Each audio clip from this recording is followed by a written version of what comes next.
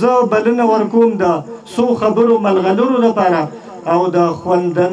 خوندناکو شعرونو لپاره ابراهیم تاج صاحب ته کاکا د محبت د قصو هر کتاب ته پټ کا کاکا د محبت د قصو هر کتاب ته پټ کا دا زوی که د زما په شانته وران نشو نو هو دا تاج زما د حسن شوخي هر غزل کې ستای دا تاج که د دې ژبې اویزان نشو نو هو زکه جاړي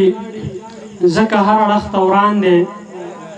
زکه جاړي زکه هر اړخ ته وړاندې د نړۍ د جنګ اډه افغانستان دی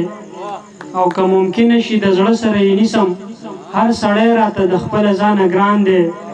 ته اوس څنګه یې تازه حال راته وایه زما زړه درپسې هغه شانتې وران دی زه لعنت په داسې خلکو باندې وایم څوک چې وایي اول ځان دی بیا جهان دی ډېره زیاته مننه کوم آفرین دې وي او زنده‌باد د کوچیانو د فقیرآباد خلک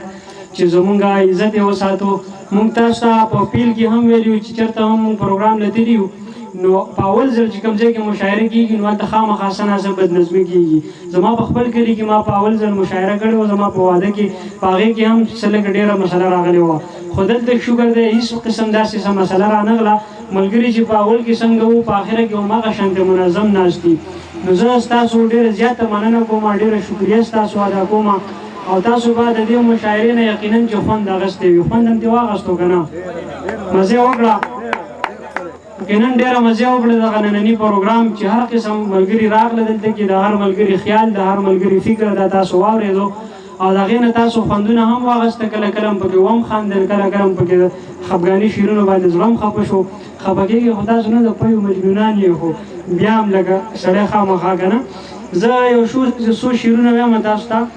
او بیا به بس دغه نننی پروګرام سر ته ورسېږي وایي چې ټوله دنیا مې مني ښه یم ته څه خبرې ټوله دنیا مې مني ښه یم ته څه خبرې زه ګوره داسې سړی نه یم ته څه خبرې او ما ته تور مه وایه بدرنګه او بې خونده یم خو ما ته تور مه وایه بدرنګه او بې خونده یم خو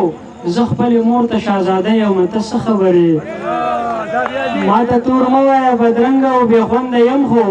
زه خپلې مور ته شهزاده یم ته څه خبرې او ما ته په ګپ کې چېرته هم د جدایۍ مه وایه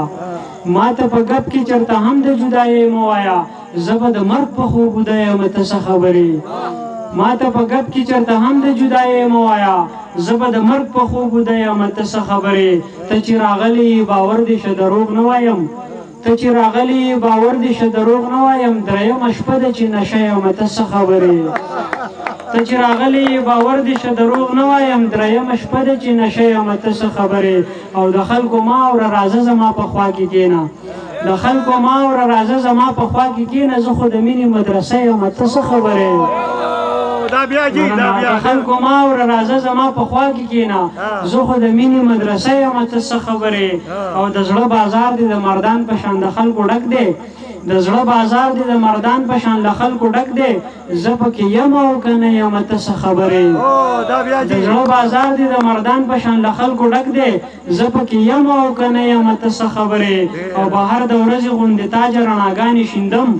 بهر د ورځې غوندې تاجه رڼاګانې شیندم کور ته چې ننوځم شپه یم ته څه خبرې او وایي چې بوډا شي او په خپلو اوږو بار شي چې بوډا شي او په خپلو اوږو بار شي هله بیا د ګناهونو نه قلار شي چې بوډا شي او په خپلو اوږو بار شي هله بیا د ګناهونو نه قلار شي او نن یې پرېږده چې خفه ورپسې نه یې هغه ښکلی چې سبا له درته پلار شي نن یې پرېږده چې خفه ورپسې نه یې هغه ښکلی چې سبا له درته پلار شي او دغه دوه شعرونه نور چې خدایه تنګ شوی یم په ما خپله دنیا واړوه